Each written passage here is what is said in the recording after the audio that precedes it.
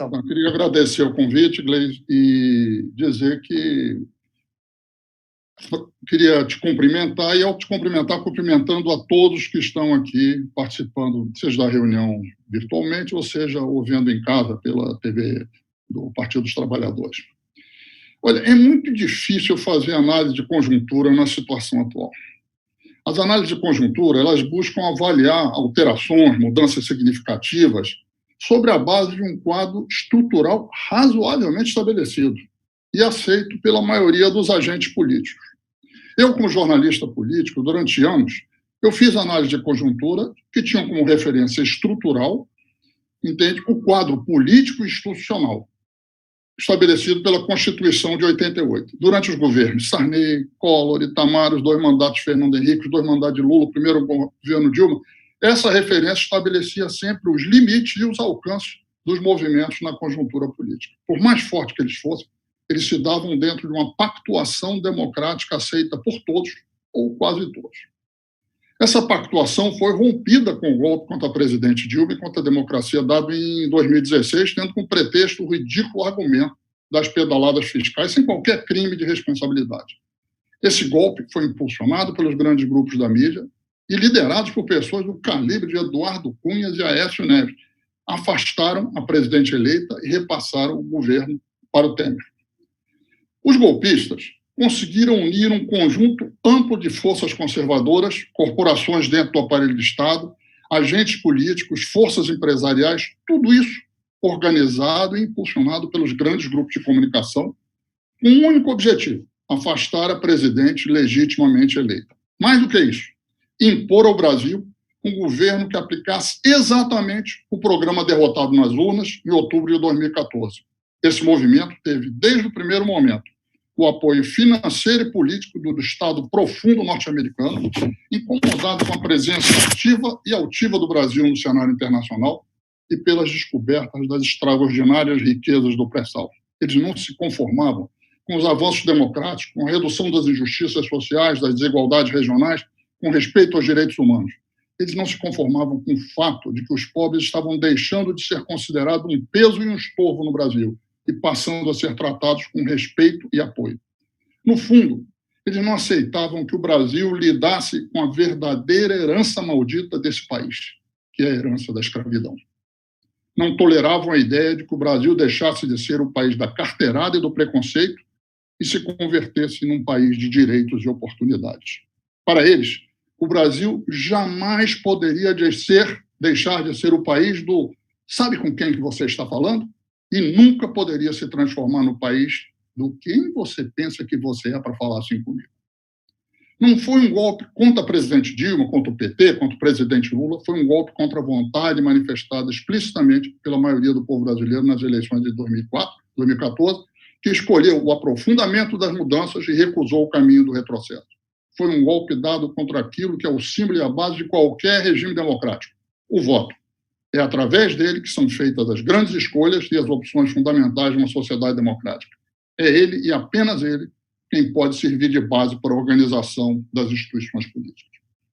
Eu vou dizer, pessoalmente, eu não esperava por isso. Eu acreditava que, após a ditadura militar, as forças conservadoras no Brasil haviam abandonado a sua devoção pelos regimes de força e se convertido à ideia, mesmo que em pouca dificuldade, a ideia de que uma sociedade grande, complexa e diversificada como a brasileira somente pode prosperar e crescer em ambientes democráticos. Eu supunha que elas haviam compreendido que a definição dos rumos do país deve se dar nas disputas eleitorais, nos embates políticos dentro de um ambiente democrático.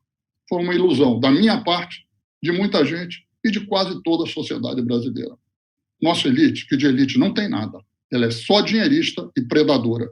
Não tem projeto de país, não pensa a longo prazo, não tem valores políticos consistentes, é imediatista, oportunista, pequena, medíocre. O governo Temer, que nasceu desse golpe do rompimento do Pacto Democrático, foi um desastre total, absoluto e completo. Eles falavam em pontos para o futuro, não sei se vocês se lembram. Na verdade, o que eles queriam era um atalho para o retrocesso, para acabar com os direitos e acabar com as conquistas que o país tinha passado. Nas eleições de 2018, Bolsonaro foi um acidente de percurso no projeto golpista do establishment e dos Estados Unidos. O establishment, com a mídia à frente, apoiou e dirigiu o golpe contra Dilma, depois sustentou o governo Temer com o objetivo de derrotar o campo popular e implantar uma agenda ultra-neoliberal, que promovesse o desmonte dos direitos e do Estado e fizesse um alinhamento internacional do Brasil com os Estados Unidos. O golpe, eu sempre digo isso, foi dado por causa dos acertos do campo popular e democrático. Ele triunfou por causa dos erros do campo democrático, mas ele foi dado contra os acertos, contra as mudanças. Eles não conseguiram aceitar as mudanças, porque eles não veem o povo como um ativo, uma riqueza, um patrimônio, mas com um peso, um fardo. Eles não se conformam com um projeto democrático inclusivo, eles não se conformam com algo que reduz as injustiças sociais e as desigualdades regionais. Não se conformam com um governo que defendeu as riquezas nacionais, descobriu o pré-sal, estabeleceu um novo sistema de exploração do petróleo que deixava o dinheiro aqui e que significava um passaporte para o futuro. Vamos às eleições de 2018. Você vê só, eu estou tentando pegar alguns fundamentos ainda, mas o quadro dos fundamentos foi danificado. Nas eleições de 2018, o establishment acreditava que elegeria um candidato conservador, consolidando o processo do golpe e do governo Temer. Para alcançar essa meta, ele trabalhou junto com as corporações do Estado, o Judiciário, o Ministério Público e a Polícia Federal, não todos, mas da sua maioria, para afastar o Lula das eleições, porque sabiam que o Lula ganharia as eleições. O seu plano A era a candidatura Alckmin, mas Alckmin não decolou. E não decolou por uma razão muito simples, pela mesma coisa que aconteceu com o deputado Ulisses Guimarães lá nas eleições de 89. A imagem do Alckmin estava associada à imagem do Temer, da mesma forma que a imagem do Ulisses estava associada à imagem do Sarney. E como o Alckmin não vingou, porque não podia vingar, o establishment chegou à conclusão de que não tinha outra saída e embarcou de mala e cuia na candidatura de Bolsonaro da extrema-direita. O establishment dourou a pílula dessa adesão ao Bolsonaro, com a crença de que com o tempo iria domesticá-lo. Conteria sua agenda de costumes e seu discurso fascista, truculento, botando o presidente eleito nos trilhos de um neoliberalismo comportado. Fariam de Bolsonaro uma espécie de um Temer II, se é que isso é possível.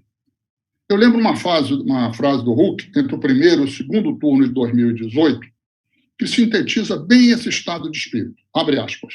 Não voto no PT, nunca votei no PT e não vou votar no PT. Discordo de muita coisa do Bolsonaro.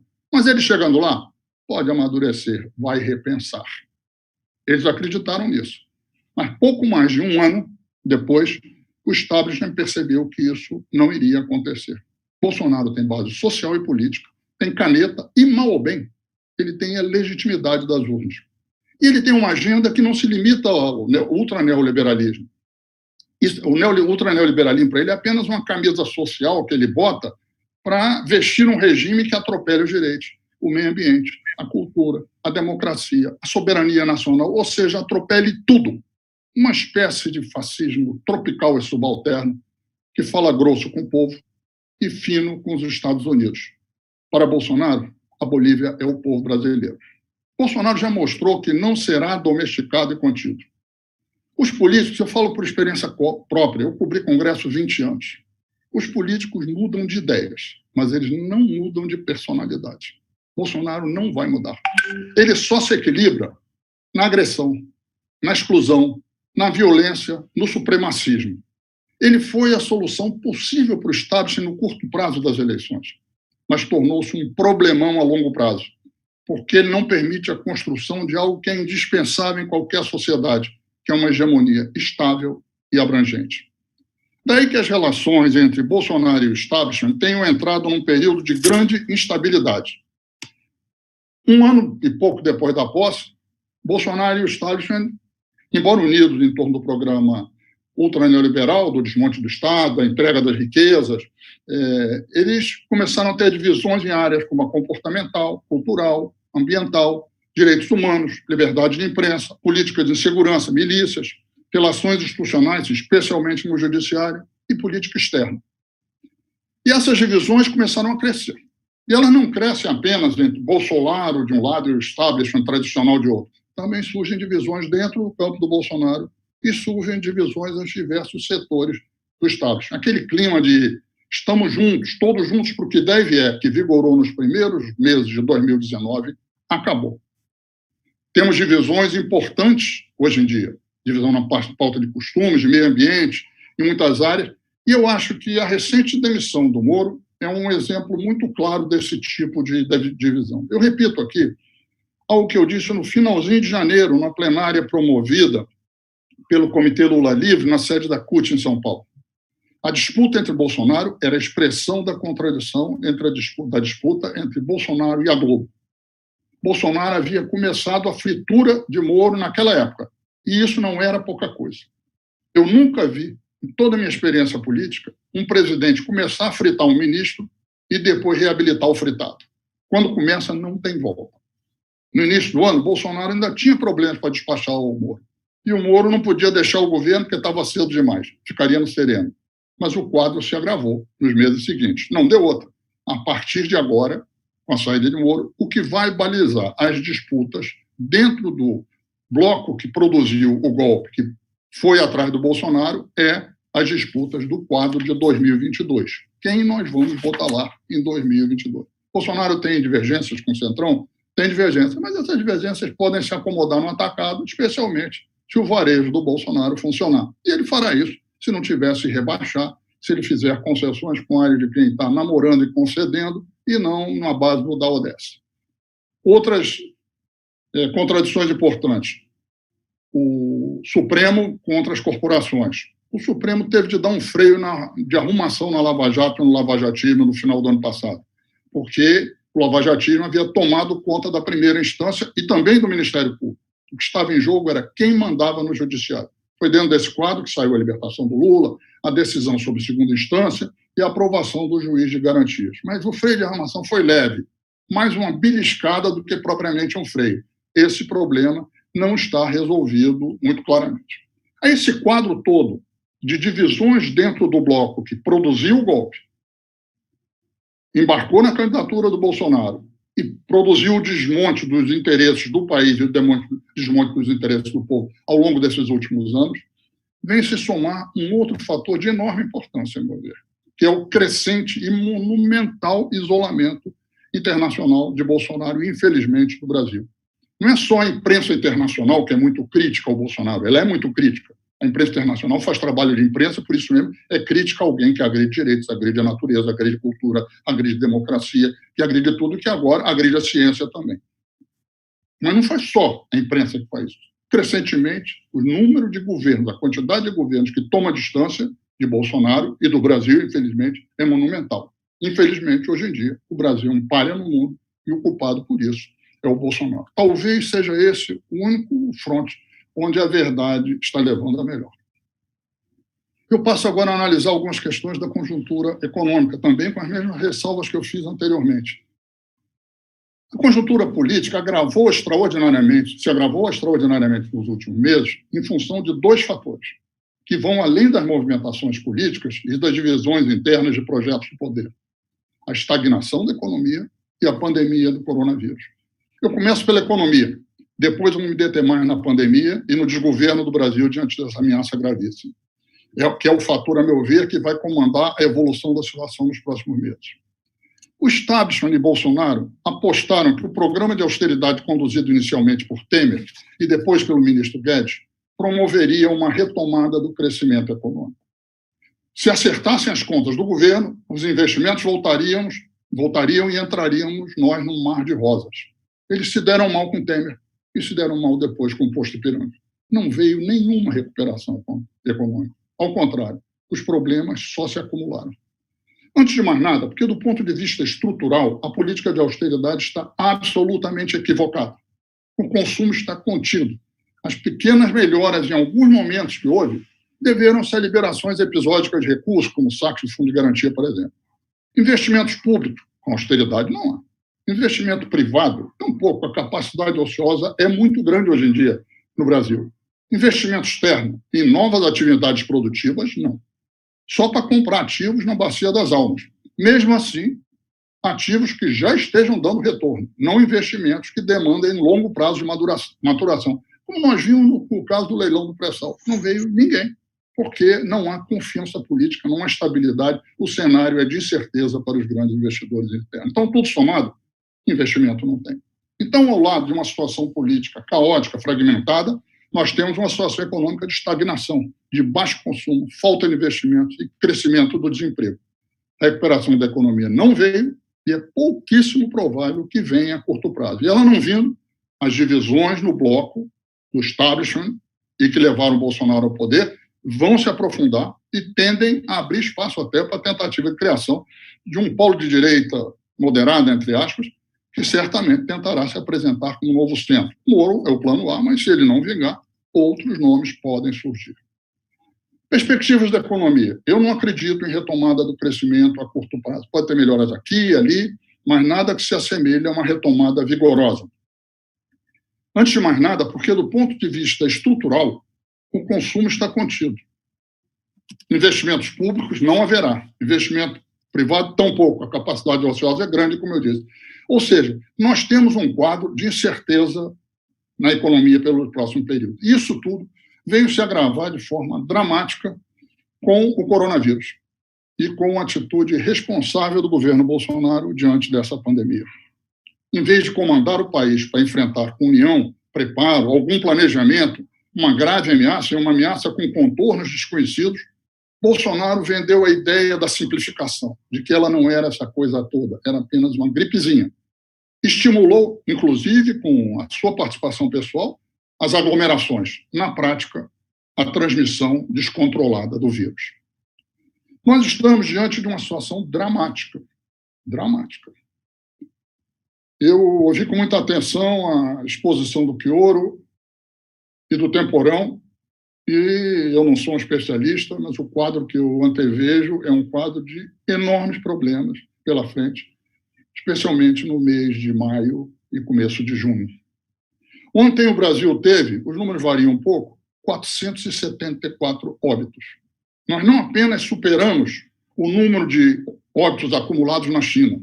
Ontem, nós fomos o terceiro país do mundo com maior número de óbitos, atrás apenas dos Estados Unidos e da Grã-Bretanha, dois países que também, num primeiro momento, ficaram contra o isolamento de uma forma clara e tentaram fazer contemporizações.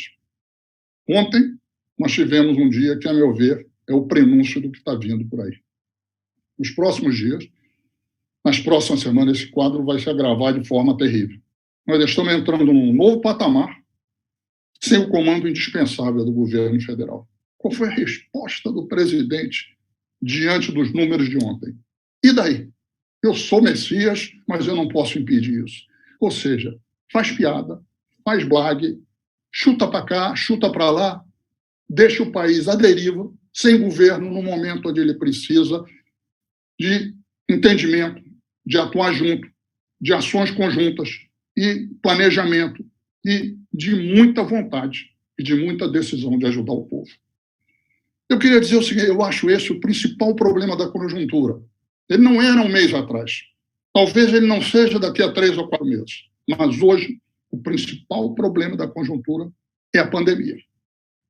A crise sanitária vem lançar a crise política e a crise econômica, que já eram monumentais, num patamar ainda mais dramático. Ela não joga, não tira importância.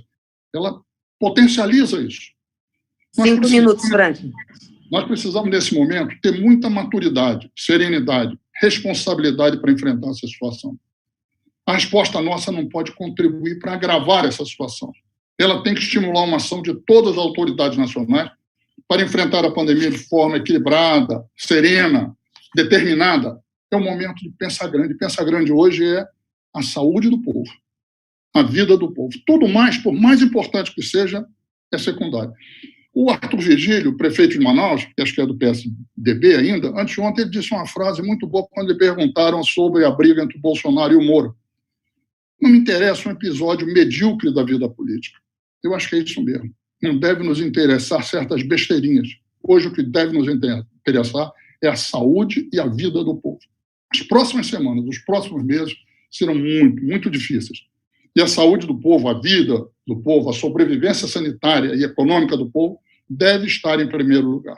Então, eu acho que esse é o centro da atuação, esse é o centro da análise. Nós devemos exigir do governo federal e de todos os governos federais, estaduais e municipais um conjunto de medidas sanitárias, econômicas e políticas destinadas a enfrentar a gravidade da ameaça que paira sobre nossa gente e nosso país. Medidas econômicas, programa de crise, tem que ter dinheiro na ponta, tem que, coisa do teto, abandonar isso inteiramente, tem que ter apoio às empresas, tem que ter apoio às prefeituras, aos governos, tem que criar condições para que a economia possa manter o isolamento e não se jogar contra o isolamento para tentar retomar a atividade econômica antes da hora, porque isso só agravará a pandemia e a crise econômica também. Precisamos de medidas sanitárias claras, manutenção do isolamento, testes em massa, determinação, liderança, proibição das aglomerações, fim desse coqueteio que tem de setores empresariais, que o Bolsonaro fica abanando, com a rápida retomada das atividades. Não tem rápida retomada das atividades sem extensão da pandemia e, portanto, uma nova queda ali para frente. O Chioro e o Temporão foram claríssimos nesse sentido. E é preciso também medidas políticas. Respeito às pessoas, às instituições, menos política medíocre, menos sujeito valente que fala o que quer e que, na verdade, está empurrando o povo para o matadouro. Nós estamos vivendo a situação dramática, mas tem um lado também que é positivo. A crise do coronavírus colocou em xeque, em escala mundial, o discurso do ultraneoliberalismo e do Estado mínimo. Economistas, líderes políticos, setores da imprensa, que até alguns meses atrás adotavam esse discurso do ultraneoliberalismo, recuaram, estão em dúvida. Volta a se discutir o estado do bem-estar social. Como enfrentar pandemias como a do coronavírus sem sistemas públicos de saúde? O Temporão falou isso muito bem. Essa discussão veio para ficar, o que é algo muito positivo, mas não vamos nos iludir. A turma do dinheiro só pensa nela e não recuará se não for obrigada a recuar pela política e pelos cientistas, pelos trabalhadores e pelos povos. Cresce, com tudo isso somado, o sentimento de que Bolsonaro é um desastre. Ele é um desastre. Que ele não está à altura de comandar o país. Ele não está. Ele é o desgoverno, ele não é governo. A Câmara já recebeu, por isso mesmo, dezenas de pedidos de abertura de processos de impeachment. Eu creio que o desgaste do Bolsonaro vai se acentuar e a questão do impeachment vai se colocar na ordem do dia. Mas eu acho que isso não é algo imediato. Eu acho que, do ponto de vista imediato, a primeira questão é defender a vida e a saúde do povo e o impeachment virá dentro desse processo. A tendência é de que aumente as tensões entre Bolsonaro e parte do establishment. Eles vão se manter unidos em algumas coisas, mas vão aumentar. Ele vai continuar a se enfraquecer, mas isso não quer dizer que rapidamente esse processo vai mudar. Pode-se produzir um crescimento do campo popular? Pode, mas isso vai depender do comportamento do campo popular também. Dependerá de que o campo popular logre construir unidade e combinar pautas sociais de defesa dos direitos, da defesa do Estado, da soberania nacional, pautas comportamentais, sociais, culturais, ambientais e identitárias com a questão do coronavírus. O establishment no Brasil corre o sério risco de viver um problema seríssimo de hegemonia. Eles não estão conseguindo construir algo consistente e duradouro. Sem hegemonia, não se governa por muito tempo um país grande, complexo e diversificado como o Brasil. A ditadura não se segurou no anticomunismo, só ganhou fôlego com o milagre brasileiro, mesmo assim por pouco tempo. Depois teve de ir para a distensão. Nas condições atuais, o Estado ainda não conseguiu construir uma hegemonia consistente e duradoura, apoiada em fatos reais, valores aceitos pela maioria e perspectivas consistentes de médio e longo prazo. A situação do nosso lado é uma situação difícil. Eu acho que nós temos que admitir que nós temos uma situação difícil. E uma pergunta complicada é: por que o povão não reage? Eles estão anestesiados, o povo está anestesiado, ou ele está desorientado? Olha, eu acho que tem uma certa sabedoria no povão. O povão não quer ser bucha de canhão. Só agora ele está vendo o outro lado se dividir. E ele vê que o nosso lado ainda está titubeando para encontrar um caminho. Coisas muito positivas nos últimos tempos, mas ainda está titubeando para encontrar um caminho. Ele sofreu grandes derrotas, uma depois da outra, está descrente o povão. O segundo mandato da Dilma atingiu, dividiu e enfraqueceu a nossa base política social. Amplos setores da nossa base perceberam alguns daqueles erros, como a adoção de um programa de austeridade, como se fosse um estelionato eleitoral. Um dos sentimentos mais demolidores da política.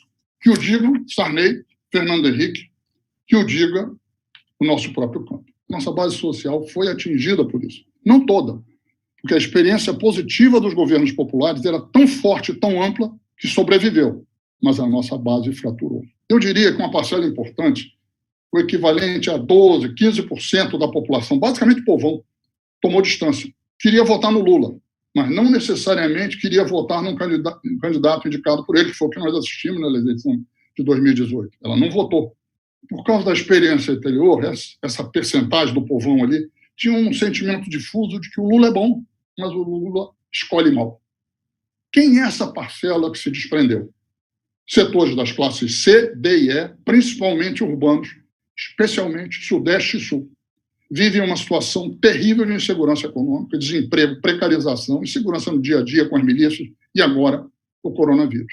Eles querem crescimento, mas também querem ordem, querem comando. Pesquisas mostram que esses setores que vinham se afastando do Bolsonaro, parte deles está na dúvida agora com medo do coronavírus. Esse processo não está ainda dado. Nós temos de fazer essa disputa e acho que existe, porque acho que o Bolsonaro cometerá mais e mais besteiras, especialmente uma questão dramática que atinge o povão com o coronavírus e que nós temos que saber enfrentar essa situação. Bom, era isso tudo que eu queria dizer para vocês, voltando só a esclarecer o seguinte: há muitas outras questões, há muitas outras dificuldades, mas eu acho o seguinte, que nós temos de fazer menos tweet, menos gracinha, menos respostazinha inteligente, menos lacração e voltar a conversar com as pessoas, mesmo no momento da pandemia. Não é a conversa física, será a conversa virtual. Mas a conversa virtual tem que ser para fora da nossa bolha, não para dentro da nossa bolha. A conversa virtual tem que, em primeiro lugar, querer reconquistar esses 12%, 15% que estão desesperados e têm motivos para estar desesperados e têm desconfianças da gente, e têm motivos para ter desconfiança da gente, porque é isso, em última instância, que vai decidir os destinos do país nos próximos anos. Valeu, obrigado. Obrigada, Franklin. Muito bom, muito obrigada mesmo. Obrigada por você estar participando aqui com a gente.